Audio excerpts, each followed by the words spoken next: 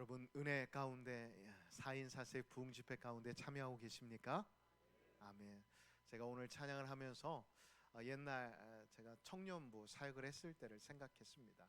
이 청년부들은 처음에 사역자들이 오면 기싸움을 합니다. 어떤 기싸움을 하냐면 수련회 때 이제 사역자가 더 오래 버티느냐 아니면 청년들이 더 오래 버티느냐 이렇게 그런 기싸움을 해요. 근데 청년들이 찬양을 한 1시간 반을 하는 거예요. 야, 그러면 보통 청년들은 말씀 드릴 때 다 자거든요. 이것 봐라, 이것들이 또 나를 기싸움 하는구나 생각을 하고 제가 말씀을 1시간 반을 또 했어요. 1시간 반을 하고 나니까 청년들이 해롱해롱 거리잖아. 다 일어나라, 다 일어나라 하고 1시간 반 동안 다시 찬양을 했어요. 그 청년부 역사상 예배를 그렇게 많이 드린 적이 없었대요. 4시간 반 동안 예배를 드리는데 은혜가 넘치는 시간들이었습니다. 저는 오늘 찬양을 드리면서 다시 한번 하나님이 우리 가운데 함께 하시는구나, 우리에게 은혜 부어주시려고 기다리고 계셨구나라는 생각이 들었습니다. 여러분 이 시간 많이 피곤하고 지쳐 있으시겠지만 그럼에도 불구하고 우리의 눈과 우리의 마음과 또한 우리의 생각을 온전히 하나님 앞에 내어드림으로 인해 하나님이 부어주시는 놀라운 은혜를 부여받으실 수 있는 복된 은혜의 시간이 되시기를 예수님의 이름으로 축복합니다. 여러분 기도하시는 분들, 그리고 기도할 때 많은 기도의 응답을 받으신 분들의 특징이 무엇인 줄 아십니까? 그분들의 특징들을 2가지로 제가 한번 생각을 해보았어요. 그리고 기도 응답 받는 사람들이 내었던 책들을 많이 보면서 크게 2가지로 요약을 해봤는데, 그들의 기도 가운데 특징 첫 번째는 기도가 단순하다라는 것이었습니다. 다른 거 없었어요. 뭐 미사여구를 사용하고 하나님 이거 해주세요 저거 해주세요 하지 않고 딱 한 가지의 기도의 제목을 가지고 하나님 앞에 그들의 마음과 정성을 다해 기도하는 모습을 보게 되었습니다. 여러분 이렇게 한번 생각해 보십시오. 물에 빠진 사람들과 목이 말라 죽어가는 사람들, 그 사람들이 요구하는 게 무엇일까요? 다른 거 없어요. 자신이 처한 상황 가운데 구원받는 게 바로 그들이 원하는 소원일 것입니다. 그러니까 그들은 다른 미사여구를 사용하지 않아요. 그리고 다른 사람들의 처지, 다른 사람들이 나를 어떻게 보는지를 생각하지 않더라고요. 제가 어릴 때 정말 하나님의 은혜를 갈급해서 오살리 기도원을 참 많이 갔는데, 오살리 기도원 가면 여러분 주여 주여 소리밖에 안 들려요. 뭐 하나님 이거 해주세요 저거 해주세요 말도 안 해요. 그냥 하나님의 이름만 부르는 사람들이 기도굴에 가득합니다. 여러분, 여러분들의 기도의 모습은 어떠합니까? 지금 여타의 미사여구를 많이 붙여가며 하나님 이거 해주세요 하나님 저거 해주세요라고 하나님 앞에 기도하고 계시지는 않는지 여러분들의 기도의 모습들을 점검해 보았으면 좋겠습니다. 그리고 2번째로는 그들에게는 간절함이 있다는 것을 깨닫게 되었습니다. 여러분 간절함을 가지고 기도의 자리로 나아가는 사람, 그 사람들에게 딴 생각이 들까요? 잡생각이 들까요? 절대 들지 않습니다. 왜요?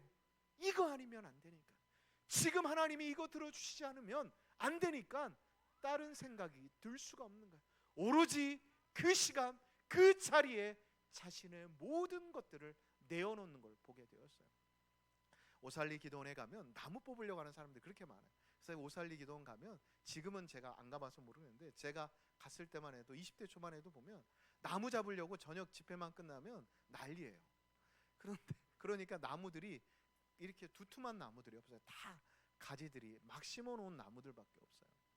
그런데 여러분 그 사람들이 그걸 붙잡고 기도할 때마다 정말 다른 기도 안, 정말 간절함을 가지고 이 나무 뿌리가 뽑힐 정도로 그들은 간절함을 가지고 기도하는 모습들을 보게 되었습니다. 여러분 공감복음에 예수님의 마음을 감동시켜서 예수님께 그들의 소원을 응답받은 사람을 한번 생각해 보십시오. 야이로, 그리고 이방 여인, 수넴 여인을 한번 생각해 보십시오. 그들은 그들의 자녀들이 병 고침, 그 죽음에서 살아나게 하기 위해 그들은 하나님 앞에, 예수님 앞에 자신의 모든 자존심과 또한 모든 것들을 내려놓고 간절함으로, 그리고 많은 기도의 제목을 내놓은 게 아니라 내 딸을, 내 자녀를 고쳐주십시오라는 기도의 제목을 가지고 수치심과 또한 예수님의 무시함을 뒤로하고 그들은 예수님께 매달렸음을 우리는 성경을 통해 살펴볼 수가 있습니다. 여러분, 왜 그들이 그렇게 했을까요? 예수님만이 그들의 삶의 문제를 해결해 줄 수 있는 그 믿음이 그들의 마음 가운데 있었기 때문이었습니다. 저는 이 시간 여러분들 한 분 한 분 가운데 많은 기도의 제목들이 있을 줄 알아요.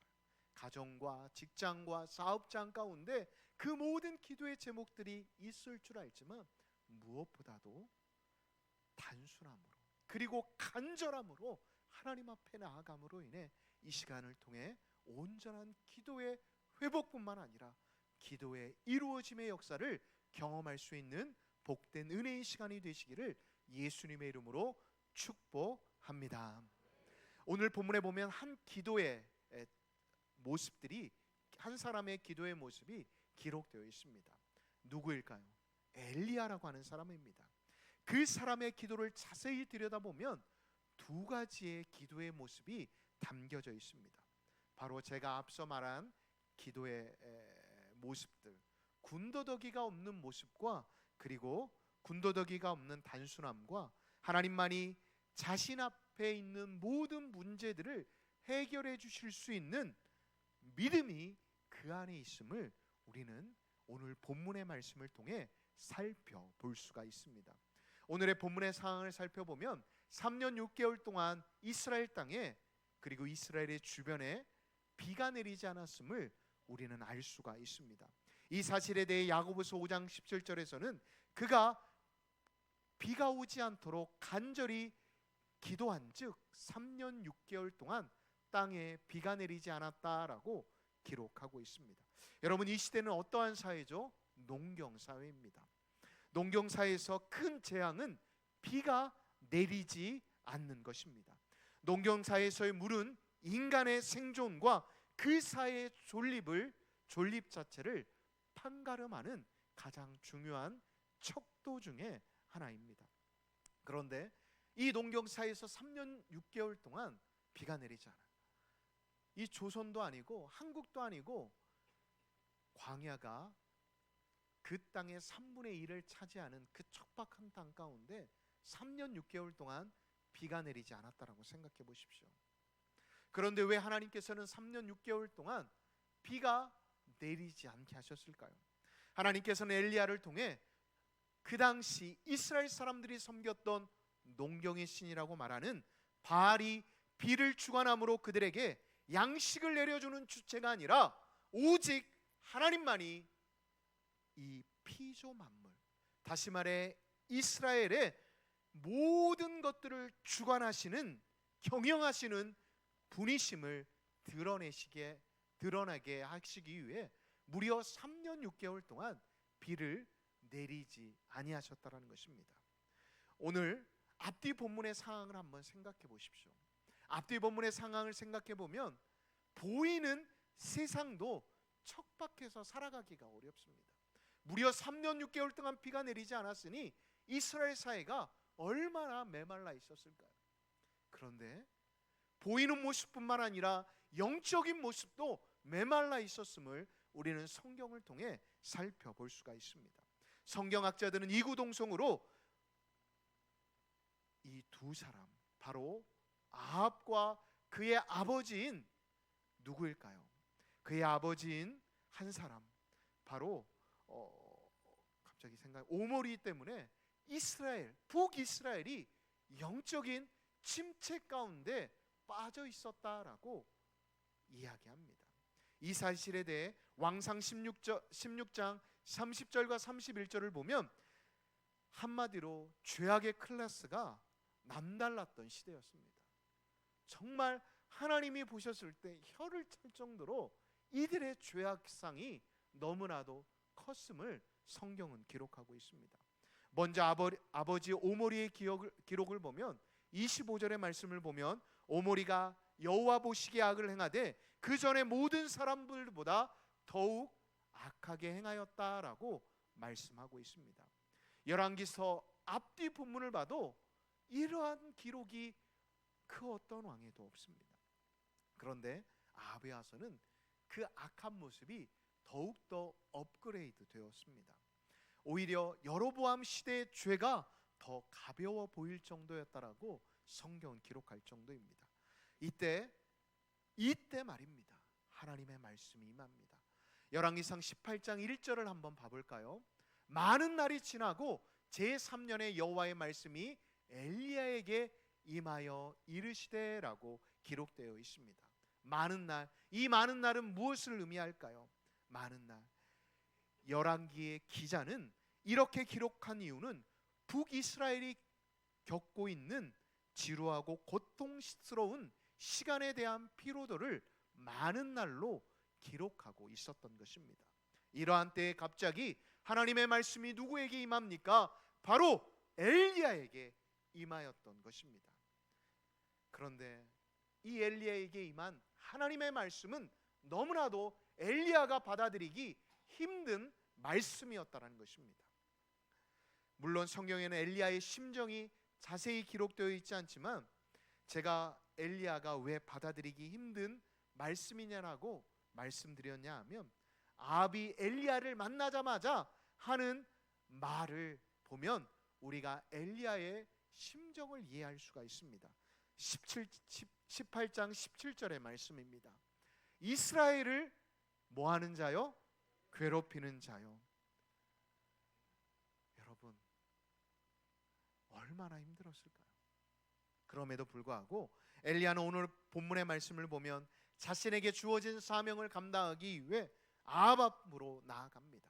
그리고 아합을 만난 뒤 성경을 살펴보면 영적 전쟁 중에 가장 큰 영적 전쟁을 치르게 되었음을 우리는 알 수가 있습니다.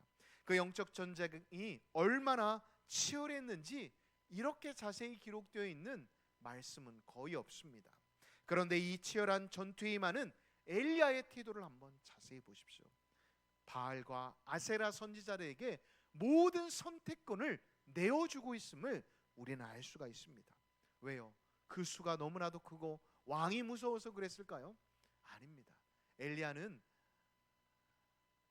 아합 왕 앞에 서기 싫었을 뿐이지 아합 왕을 무서워하지 않았어요. 물론 후에 그가 이 영적 전쟁 후에 그의 아내가 무섭다고 하나님 앞에 징징대는 모습이 기록되어 있지만 여러분 엘리야는 담대한 사람이었습니다. 그런데 엘리야는 25절의 말씀을 보면 먼저 재물을 선택할 수 있는 권한을 줍니다. 이어서 장소 선택권까지 넘겨줍니다. 여러분 갈멜산이 어떠한 산인 줄 아십니까? 바알 선지자들의 바알의 영적 산지예요.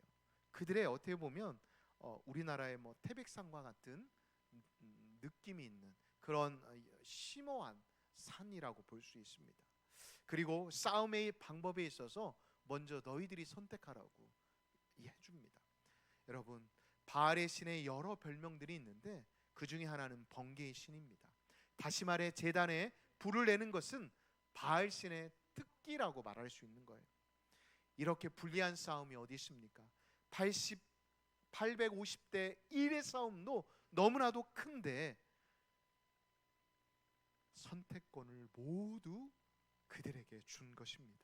그런데 오늘의 본문의 말씀, 이제 바알의 모든 선지자들이 그들이 할 수 있는 모든 것들을 다 한 후에 제단 위에 제물을 쌓는 엘리야의 모습을 보면 너무나도 태연하고 담담하게 그 일들을 감당하고 있음을 알 수가 있습니다. 도대체 이렇게 할 수 있었던 엘리야의 힘은 어디에서부터 시작되는 것일까요? 그 예를 우리가 예루살렘 초대교회를 한번 생각해 보십시오. 예루살렘의 초대교회 사람들은 하나같이 죽음을 두려워하지 않았어요. 어떠한 사람들은 그냥 자기들끼리 모여가지고 예배를 드렸다라고 하는데 여러분 모든 게 표적의 대상이었기 때문에 예루살렘 교인들은 언제 죽을지 모르는 사람들이었습니다.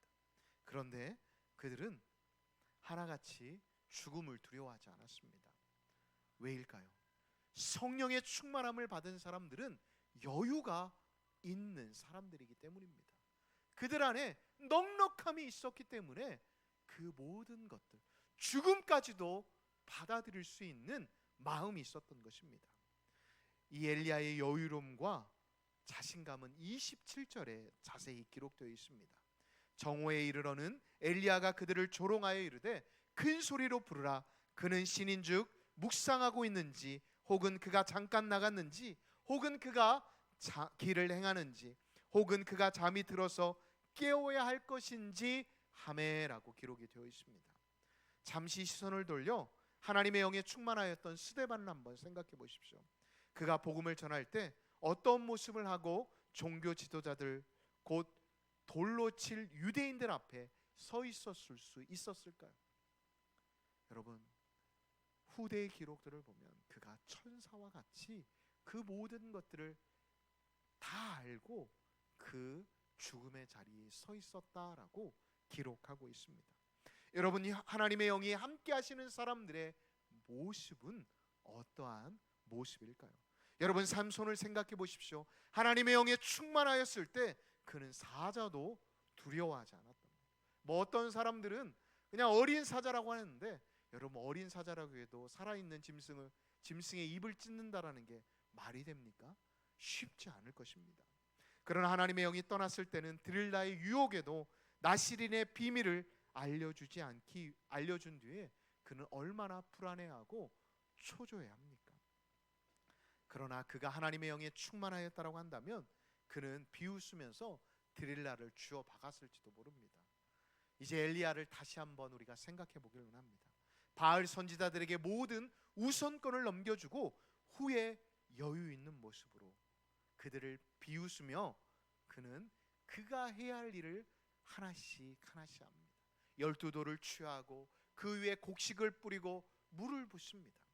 여러분, 나중에 성지순례를 가시면 아시겠지만, 여러분, 갈멜산에서 딱 바라보면 뭐가 보이냐면 자그마한 시냇물과 그리고 그 너머에는 지중해가 보입니다. 여러분, 3년 6개월 동안 비가 내리지 않았으니 물이 어디 있겠습니까? 사람이 마실 물도 없는데 제단 위에 뿌릴 물이 있겠습니까? 그래서 학자들은 그것은 아마 지중해 소금물일 것이다 라고 이야기합니다. 여러분, 소금물에 불이 붙나요? 안 붙죠. 그것은 곧 하나님의 능력이었음을 드러내는 이야기입니다. 여러분, 이러한 자신감, 이러한 담담함이 어떻게 가능하였을까요? 성경에 기록되어 있지 않지만 지금 엘리야에게는 성령의 충만함, 성령의 강건함이 그를 사로잡고 있었기 때문에 그 850명 앞에서도 담대할 수 있었음을 우리는 성경을 통해 유추해 볼 수 있는 것입니다. 이 사실에 대해 사도 바울은 로마서 8장 37절을 통해 이렇게 선포합니다. 우리가 다 같이 한번 읽어보겠습니다. 그러나 이 모든 일에 우리를 사랑하시는 이로 말미암아 우리가 넉넉히 이기느니라. 아멘. 그렇습니다. 이 엘리야는 하나님이 자신과 함께 하신다라는, 다시 말해 지금도 자신을 강권하고 계신다라는 것을 느끼고 있었던 것입니다. 우리는 광야 같은 세상을 살아가고 있지만 세상의 자랑, 세상의 물을 내려놓고 날 구한 십자가 보혈, 주님의 은혜만을 바라보며 나아갈 때 때때로는 좌절할 때도 있고, 왜 하나님의 응답이 이렇게 더디지? 라고 생각되어질 때도 있으실 것입니다. 그때 우리는 어떻게 할까요? 저는 무엇보다도 이 시간 하나님 앞에 나와 예배드리시는 우리 광남의 가족들만큼은 하나님의 성령의 충만함을 구하실 수 있는 믿음의 사람들이 되시기를 예수님의 이름으로 축복합니다. 아멘. 우리 역시도 엘리야와 같이 우리의 삶을 통해 주님을 예배하고 주님의 이름을 높이기 위해서는 먼저 하나님의 영, 성령에 충만한 자가 되어야 합니다. 36절과 37절에 기록된 엘리야의 기도를 한번 눈으로 보십시오. 그는 그 자리에 있는 이스라엘 사람들이 다 아는 하나님을 찾고 모두가 원하는 기도의 제목을 하나님 앞에 올려드립니다. 다시 말해 그는 잊고는 있었지만 알고 있는 그들의 조상의 하나님, 그리고 멋있는 미사여구를 사용하지 않고 누구도 이해할 수 있는 기도의 제목들을 하나님 앞에 올려드렸던 것입니다. 엘리야는 36절과 37절의 기도의 제목을 올려드리기 전에 30절을 보면 조용히 여호와의 제단을 쌓고 12개의 돌을 취하였음을 알 수가 있습니다. 왜요? 왕상 19장 10절을 보면 이스라엘 자손이 주의 언약을 버리고 주의 단을 헐며 칼로 주의 선지자들을 죽였기에 회개하는 마음으로 그는 12지파를 생각하며 돌을 쌓았던 것입니다. 여러분, 이 돌을 쌓는 엘리야의 심정을 생각해 보십시오. 주의 선지자 엘리야는 지난 3년, 아니 그보다도 오랜 시간 동안 자신이 쌓는 이 제단에서 하나님께 자신뿐만 아니라 이스라엘 백성들이 예배드리는 것들을 소원하였을 것입니다. 그러하였기에 그는 그 마음, 그 돌 하나하나를 주에 쌓는 그 정성이 다른 사람들과 다른 때와는 달랐을 것입니다. 왜요? 그런 이스라엘이 다시금 37절의 말씀과 같이 되기를 원했기 때문입니다. 우리 30절을 다시 한번 읽도록 하겠습니다. 여호와여 내게 응답하옵소서, 내게 응답하옵소서. 이 백성에게 주 여호와는 하나님이신 것과 주는 그들의 마음을 돌이키게 해주심을 알게 하옵소서. 아멘. 아멘. 주 여호와는 하나님이신 것과 주는 저의 마음을 돌이키시는 분임을 알게 하옵소서. 이 고백이 엘리야의 간절한 소망이었던 것입니다. 그렇다면 여기서 주의 뜻은 무엇일까요? 주의 뜻의 의미는 저의 마음을 돌이키게 하는 것입니다. 이것이 바로 이스라엘 향한 하나님의 뜻, 하나님의 마음임을 이 하나님의 사람 선지자 엘리야는 알고 있었다라는 것입니다.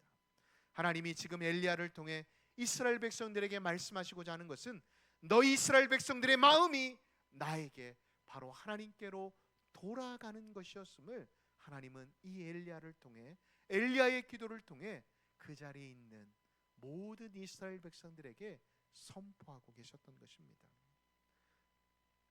그렇습니다. 하나님은 지금 바알과 아세라 선지자들이 자신의 모험을 해하면서까지 기도하는 것을 하나님은 원하시지 않으셨던 것입니다. 왜요? 그것은 기계적으로 순종하는 것이기 때문입니다. 억지로 하는 게 아니라 그들이 마음과 정성을 다해 영과 진리로 하나님 앞에 예배 드리는 것을 원하셨기 때문이었습니다. 자, 그렇다면 우리들에게 이 엘리야의 기도를 통해 필요한 게 무엇인지 살펴보겠습니다. 첫 번째로는 우리의 고백이 이것이 되어야 합니다. 예수님이 그리스도라는 사실을 고백해야 합니다. 그런데 여러분, 신약 성경을 살펴보면 귀신도 이 고백을 합니다. 그러나 귀신이 절대 할 수 없는 고백이 뭔지 아십니까? 바로 주님이라는 고백입니다. 주라는 의미는 무엇일까요? 바로 나의 주인이 되십니다 라는 것입니다.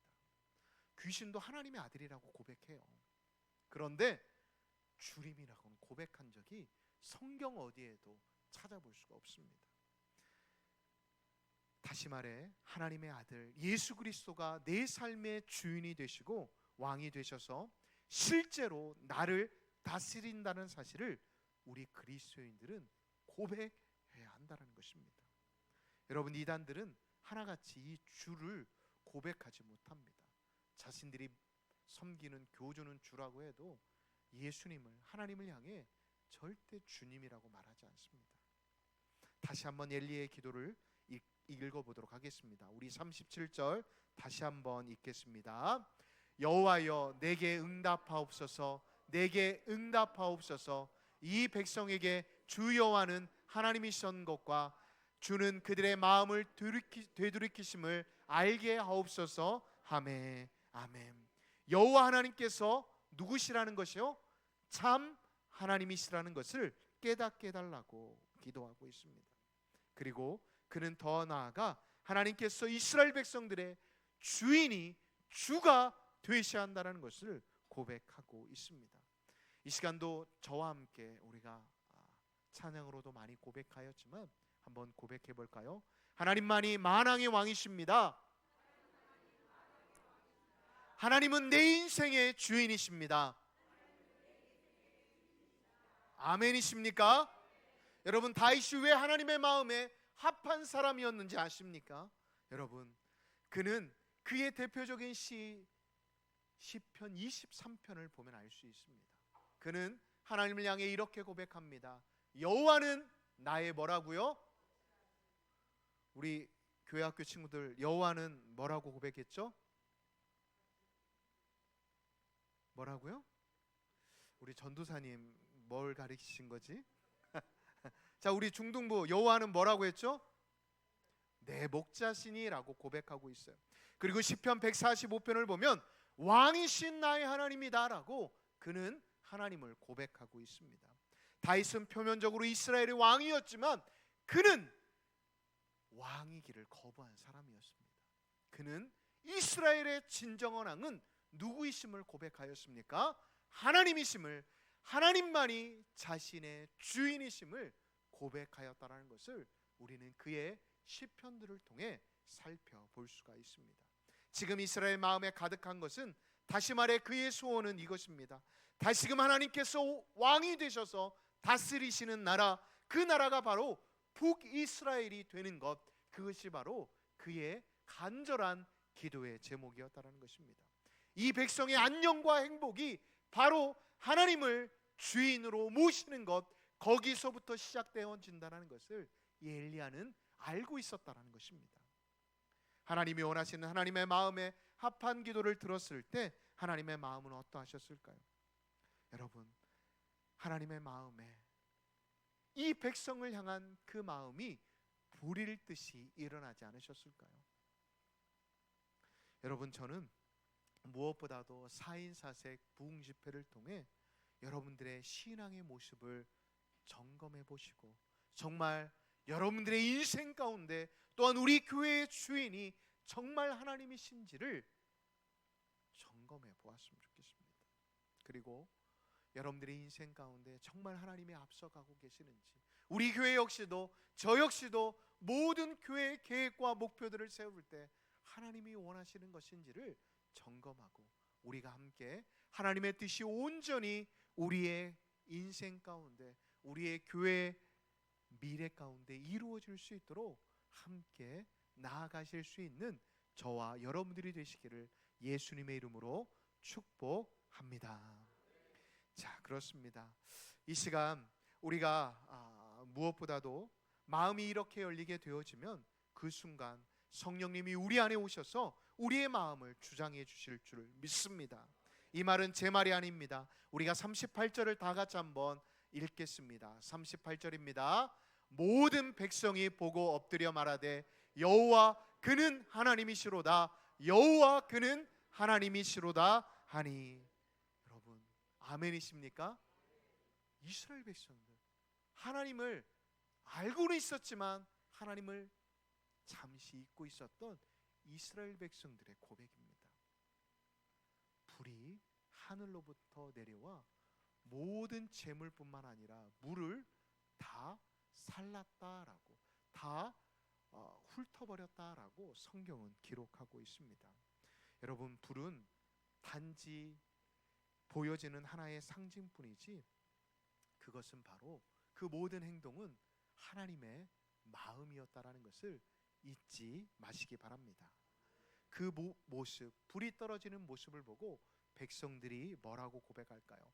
우리가 39절을 다 같이 한번 읽어볼까요? 39절입니다.